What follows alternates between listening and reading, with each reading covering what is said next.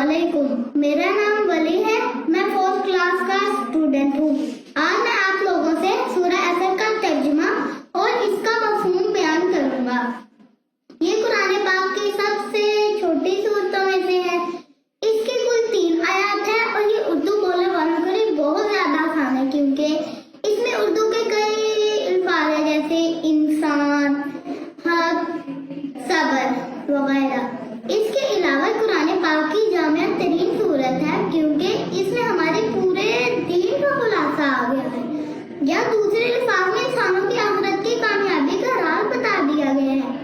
यही वजह थी कि अहद नबी में जब भी दो सहाबी एक दूसरे से मिलते थे तो सबसे पहले इसको एक दूसरे पर तिलावत फरमाते और फिर सलाम करके रुखसत हो जाते, यानी वो एक दूसरे को आखिरत की कामयाबी की याद दहानी करवाते रहते थे।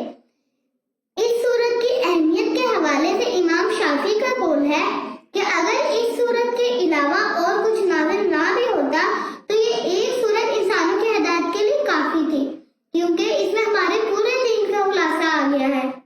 आए अब सूरत के लफ्ज़ ब लफ्ज़ तर्जुमे में चलते हैं। वल अस्र, इसमें जो सा वाव है ये कसमिया है जो कसम के लिए इस्तेमाल होता है।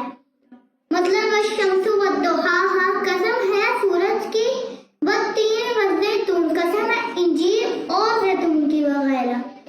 असर का मतलब होता है वक्त या ज़माना। इससे मुराद असर का वक्त भी है, यानी जो दिन का आखिरी हिस्सा होता है, क्योंकि असर के बाद दिन ढल जाता है यानी शाम हो जाती है।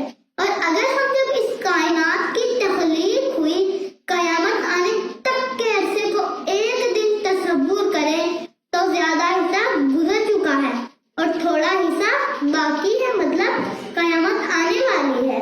तब असर का एक मतलब जमाना भी है, यानी अबद से लेकर अज़ल तक का जमाना। यानी इस जमाने ने कौम आद को तबाह होते भी देखा और इस जमाने ने कौम नूह को गर्क होते भी देखा। और आज दुनिया में जहाँ जहाँ जुल्म हो रहा है, जैसे फलस्तीन, शाम, कश्मीर, ये जमाना वो सब देख रहा है और इस पर गवाह है।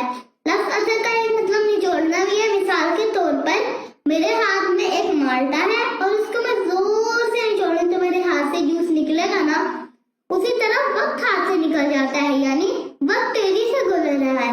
और इस वक्त में हमने जो काम करना है अगर हम वो नहीं करते तो हमने वक्त को जाया कर दिया और आखिरत में इसी वक्त के सही या गलत इस्तेमाल के मुताबिक हमारा फैसला होगा। वक्त की अहमियत के हवाले से हज़रत हसन बसरी फरमाते हैं, ऐ इब्ने आदम, तुम दिनों से बड़े हो। तुम्हारी जिंदगी का एक दिन गुजरता है तो तुम्हारे अंदर का एक हिस्सा खत्म हो जाता है। उनके कहने का मफहूम यह है कि इंसान गोल, हड्डियों और पट्ठों से नहीं बना बल्कि वक्त से बना है। अगर वक्त खत्म तो इंसान खत्म, और ये बात वाकई ही अटल हकीकत है। आप लोगों ने भी अक्सर देखा होगा कुछ लोग जवान और सेहतमंद होते हैं, लेकिन अचानक उनकी मौत हो जाती है क्योंकि उनका वक्त खत्म हो गया, यानी उनकी सेहत और जवानी उनके काम नहीं आई। और कुछ लोग ऐसे भी होते हैं